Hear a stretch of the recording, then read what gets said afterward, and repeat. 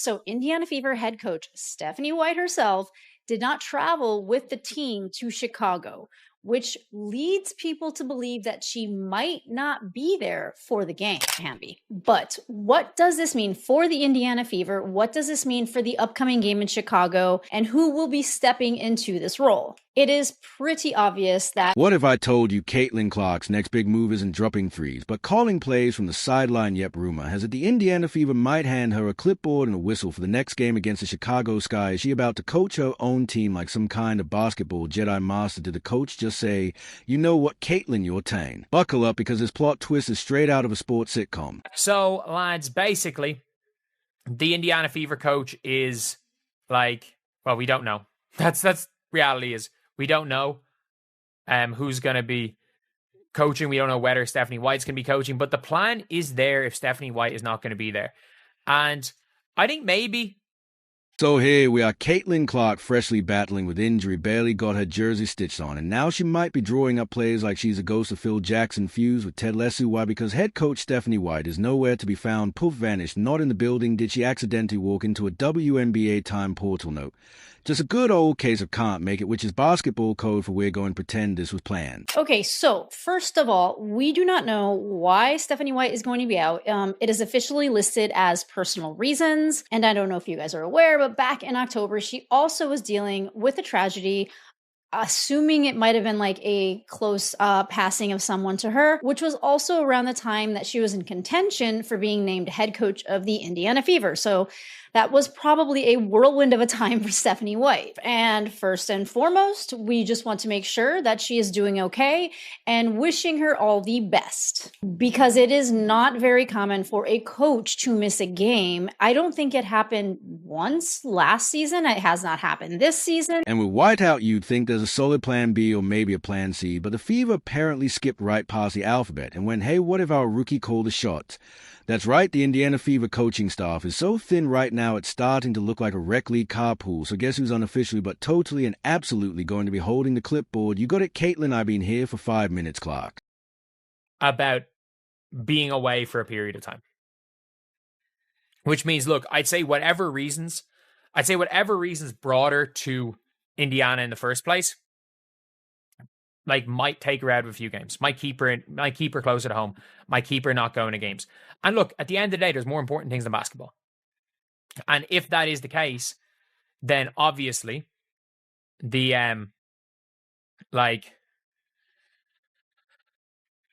it's just obviously like, it is like, they know what they're getting themselves into. They know what they're getting themselves into. They know what it is, and they know that they've got a good staff. Now, this isn't just any game. This is a game, the one the entire country's been waiting for. Clark vs. Reed, Caitlin Clark vs. Angel Reese Part 2, or what could be a 10-part basketball saga that ends with a championship, a documentary, and probably a Broadway musical. And just when we thought this game couldn't get spicier, the Fever go full chaos mode and say, what if Caitlin also coaches herself? Hello, everyone.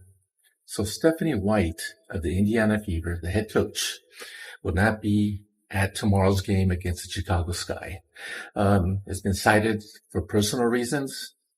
Who knows if somebody in her family is sick, mom and dad, maybe older, medical emergency, who knows? Hopefully even Stephanie's okay. But when it comes down to it, this upcoming game is a game. You got no Caitlin Clark, no Sophie Cunningham, but you never know. Imagine the locker room Caitlin's in there like, okay, ladies, I'm going to need you to hustle on defense, crash the boards. And also someone please remind me what play number 3 is, because I may or may not have blacked out during strategy meetings. And this isn't your average team she's coaching against. This is a Chicago Sky led by Angeli block shots and feelings. Ryu's probably watching this coaching shuffle like, oh, so we're doing improved theater now. Rays has been waiting for this. Matchup since the draft, she's ready, she's locked, and she's got that I already picked out the celebration dance energy. Meanwhile, Caitlin's on the sideline drawing up plays on a whiteboard like, all right, this next one's called Please Don't Panic. And I think if we all believe in ourselves, something decent might happen. The assistant coach, whose name no one can remember because she was hired like 14 minutes ago, is just nodding along like, yep, great, let's definitely run that. Caitlin might as well.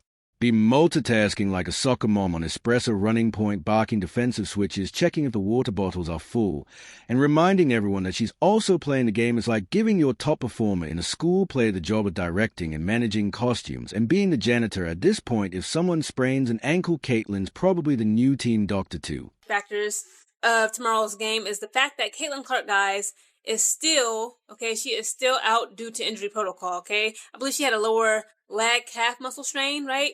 But there's been an update. She just updated everybody, the Fever fans and all the other WNBA fans, about potentially coming back Tuesday, which is not tomorrow.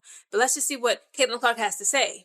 This is an article brought to you by Sports Illustrated titled, Caitlin Clark shares update on her injury and potential return. Indiana Fever guard Caitlin Clark offered an update on her quadriceps injury on Thursday. And let's not pretend like the WNBA hasn't seen its share of drama lately, but this is Shakespeare with sneakers. We've got two rookie phenoms about to clash on national TV, and one of them might actually be responsible for running the timeouts. I mean, what are the odds that during a third quarter huddle, Caitlin just says, okay, look, I'm going to pull myself out, coach myself back in, and then sub in my favorite snack because we're out of players. But let's not underestimate her, because Caitlin Clark is built differently. You don't just survive Iowa winters and come out average. You come out like Caitlin, battle-tested, unbothered, and somehow always in range. So while it might sound insane to have her coaching the team, she's also leading and scoring. You just know she's secretly loving it. She's probably got a color-coded notebook titled Things I'm Better Than Most Coaches. And it's 86 pages long. Meanwhile, Angel Reese is polishing her crown, ready to ruin someone's week. She's got that smirk that says, you better come correct, Coach Clark, or I'm dropping 20 and blocking your entire ego. And she's not just bringing skill, she's bringing theatrics, energy, and a personal vendetta that could light up an entire arena. Like, they'll be all right. Like, they got Stephanie White, and I understand Stephanie White is their coach. I think they'll be okay. If Caitlin was there, I'd be very confident. Like, it's as simple as that. If Caitlin was there, I would be extremely confident that they would win this game. I would be super confident. However, like, without Caitlin, you know what? Ari McDonald's there. Like, how much do we trust we put in Ari McDonald? A bit. The fans are thriving. Twitter is having a meltdown. You've got analysts breaking down Clark's coaching style like she's Papovich with better hair. Notice here how she motions for a high pick, checks a Fitbit, then launches a logo 3 while simultaneously managing the rotation. It's beautiful chaos. It's reality TV disguised as basketball. It's everything we never knew we needed. And we haven't even gotten to the bench reactions. You just know there's going to be that one teammate who's way too into Caitlin's huddle speeches like yes and preach. Meanwhile, someone else is sitting there like, why is my rookie teammate telling me to run suicides? That's a duality of Caitlin Clark, the player, coach hybrid who might just create a whole new WNBA archetype. Let's also not ignore the possibilities here. What if this actually works? What if Caitlin calls the perfect plays, manages minutes like a seasoned vet, and leads the team to a win over Angel Reese and the Sky you know what? That means, right, that means she's now permanently in charge of everything next week. She's not just coaching, she's doing payroll, designing the uniforms, and driving the team bus. And if it doesn't work, if the Fever loses in spectacular fashion while Caitlin's coaching her own meltdown in real time, well then welcome to the most watched blooper reel in WNBA history. So, lads, this is not an ideal situation. It is not an ideal situation. At all for the Indiana Fever. There are some positives, there are some negatives. However, Stephanie White, as of right now, is currently looking like she may not be there tomorrow in Chicago for the game. And that's still a win for the internet. But let's keep it real. This is more than just a game. This is theater. This is rivalries, plot twists, and peak Gen Z energy wrapped in a highlight reel. It's Caitlin Clark becoming the walking embodiment of fine, I'll do it myself. It's Angel Reese giving serious, I hope you're brought snacks, cause I'm about to eat energy. It's assistant coaches trying not to look completely lost while Caitlin rearranges a playbook in real time. So while Stephanie White might be MIA, and the Fever coaching staff is currently being held together with duct tape and prayer, the fans are getting a front row seat to history, because no matter what happens when lose or what just happened, this game is going to be legendary. And somewhere in the background, a Fever in turn is Googling, can a player be Rookie of the Year and Coach of the Year at the same time? Now imagine the absolute madness if Caitlin Clark doesn't even lace up for real minutes and still beats Angel Reese like she just casually leans back in her coaching chair, crosses her arms, and coaches her way to a W. Are we even ready for that kind of chaos that's like LeBron winning a finals game while operating the scoreboard and handing out Gatorade as basketball blasphemy in the best possible way? To stay healthy, okay? And again, I want to see Caitlin Clark come back. I ain't gonna lie, I love watching. The only reason why, she's not the only reason why I watch Indiana Fever games, but I have noticed that when I watch Indiana Fever games, it's not as exciting without Caitlin Clark. Let's keep it real. Again, Kelsey Mitchell is a powerhouse. I love watching her. I enjoy watching Aaliyah Boston. I enjoy watching Sophie Cunningham. I enjoy watching Lexi Hall, Dante Samaras, et cetera, all these women. But when you see them playing with Caitlin Clark leading them on that floor court, on the basketball court, the whole momentum, the whole intensity, it's like they're that much more tenacious and vicious. They got that, they just got that overall more ambition and drive in them, due to... Picture it, Angel Reese walks into the arena all fired up, expecting a dogfight with Clark, only to realize, wait a minute, Caitlin's not even starting. Nope, she's got the clipboard, the headset, and probably a laminated don't panic sheet she made in Microsoft Word 5 minutes before tip-off, and yet the Fever start out hitting shots like they are personally avenging every bad Yelp review Indiana's ever gotten. Caitlin's out here drawing up inbound plays, like she invented basketball this morning, and then taught it to everyone else over breakfast. By halftime, Angel Reese is side-eyeing the bench like, who is calling these plays? And someone has to break it to her, yeah, that's Clark, she's not playing you, she's playing with you, which is 10 times more insulting, because getting outplayed is one thing, getting outcoached by someone your age who should still be memorizing her own playbook is a whole different kind of humbling. Imagine the cameras cutting to Clark calmly scribbling on her clipboard, while Angel Reese is sweating bullets trying to figure out how the Fever just ran a triangle offense with only 2 people, and Clark, she's not sweating, she's not yelling, she's sipping coconut water, and giving that I told you all smirk like she's 2 plays ahead of time and 1 dimension ahead of space. It is pretty obvious that the assistant coach, Austin Kelly, will be stepping it up, as will the other. I think everybody in the assistants rung will be just like stepping up one more step to take on more responsibilities. Steph White actually talked to Chloe Peterson and said, my staff is so good and trusting in them that if I need to be away for a period of time, it's status quo. Our team knows that. They have a great respect for them, and I know that, and I trust them implicitly. So it gives even more peace of mind. So who... And what if, just for added spice, she checks herself into the game with 90 seconds left, not because they need her, but just to make a point, she hits one logo 3-wing to Angel, then immediately calls a timeout and benches herself. Game over, Fever win. That's not basketball, that's villain origin story material. It'd be the type of moment that live forever in sports memes and high school gym pep talks. Now kids remember, if Caitlin Clark can beat Angel Reese without playing, you can definitely pass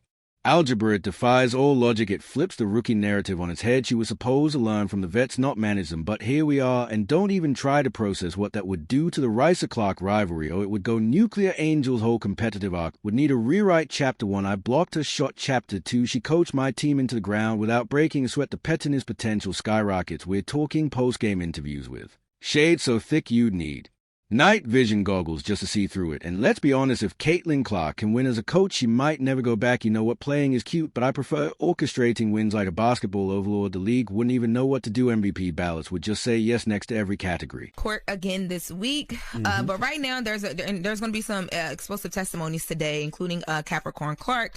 That we will hear from a man named Lance. Who is Capricorn Clark, for people that don't know? Capricorn Clark is a previous personal assistant of Diddy's, but she has come up in this case, in this hearing, almost every single day that I've been there, because she was around and has witnessed so much. She is the woman that Kid Cudi alleges called her and said, hey, Diddy's at your house. She's the woman that is alleging that Diddy made her get in the car with him to go to Kid. It's ridiculous, it's amazing, it's stupendous, because beating your biggest rival while wearing sneakers is one thing, doing it while wearing a headset, that's pure basketball witchcraft. Meanwhile, over on the Chicago sky side, Angel Reese is working up a full sweat during warm-ups, furiously perfecting her layups like she's got a personal vendetta against the backboard. She's going 3 for 10 on unguarded shots, nodding like she's hitting 100% Wilder rims like, please calm down, because let's be honest, 30% from inside the paint isn't just rough, it's existentially rough when your rival is not even shooting up and still finding a way to stump you from the sideline. Angels grinding out practice representatives locked in headphones on music blasting, staring down the hoop like it owes her money. She's visualizing the moment she drops 20 on Caitlin Clark, except Caitlin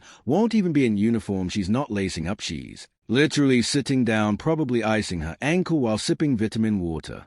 and calling plays like she's coaching a Final Four team instead of an injury report, and then the game starts, Ray's checking like she's got something to prove, which she absolutely does, and Caitlin's over there with a clipboard doing everything short of building a chessboard on the scorer's table. And wouldn't you know it, Indiana's moving like a machine, the ball is zipping, cuts are crisp. The amount of self-sabotage occurring in the WNBA right now is insane. Caitlin Clark is rapidly becoming an all-time great. She is doing things in less than 50 games that took other players hundreds of games to do. But more important than her accolades is the fact that she puts butts in seats. She makes people tune in to the WNBA. And all that the rest of that league seems to be able to do is complain. And some people are taking the angle of it's a race thing. I don't think it is. I really don't. I think it's a jealousy thing. I think it's an envy thing. They're jealous that one player, one person, was able to breathe life into women's basketball, into that sport. Beans are set like they were choreographed by a Broadway stage manager. Every player is playing like they've got Wi-Fi connected earpieces, whispering Caitlin's thoughts into their heads. Meanwhile, Angel crashing the paint, bricking another layup, and looking increasingly flustered. The camera is panned to Caitlin, who's got her legs crossed like she's waiting for a spa appointment, calmly instructing the Fever to double Reese again. She's not sweating, she's not flinching, she's dialing up. In-game strategy. Like she unlocked a secret coaching mode in her rookie contract. Angel, on the other hand, is spiraling. Every missed shot is a dagger. Every smart Fever rotation is another brick in Caitlin's sideline legacy. And the worst part, Caitlin never even stood up. She's coaching with one good foot and a nuclear IQ, and it's working flawlessly. Reese looks up at the scoreboard, down 12. She looks at the bench. Caitlin's nodding, giving her that, yeah, this is happening look. Caitlin Clark and the Fever. Big, nice, long table that they don't sell at Lowe's. Not one of them little folding tables. A lot of elbow space, charcuterie. It was beer. I think I saw a Boost Mobile sign in the bag. It was sponsored. Yo, the reporters gave Caitlin all the time to say what she needed to say. Say, man, it's a basketball play. You're overreacting, yada, yada, yada. It was like, all right, cool. And then she got up because she was busy. She had things to do. They didn't bother her. She went on about her business. Then they panned to whatever team this girl was. Chicago, man. So. Stop, man. Stop. I wasn't looking for the team. They paying the Chicago who? The Headaches, what's their name? Sky. Chicago Sky. Headaches. They paying to the Headaches. Stop. And Angel's thinking, how did I lose to someone not even playing? It's the stuff of psychological horror films. Caitlin's not just winning, she's winning with such absurd casual dominance that it's starting to feel personal. Angel Reese might have shown up ready for war, but Caitlin Clark came armed with strategy, a whiteboard, and a revenge arc. And if Angel thought losing to Caitlin in uniform was tough, wait until she checks a highlight reel and sees Clark pointing to the spot on the floor like a general commanding troops right before the Fever nail yet another three. This isn't just a loss.